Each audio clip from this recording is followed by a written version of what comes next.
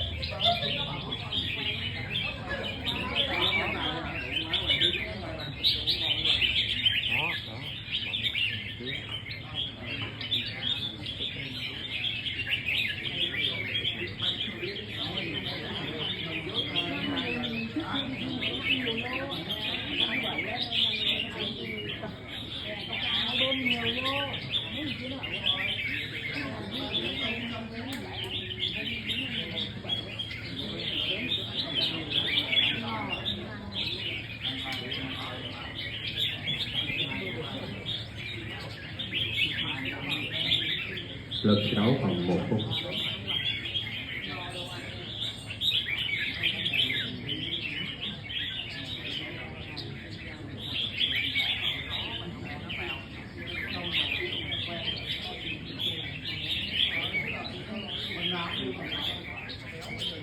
Rồi thi đấu hết giờ.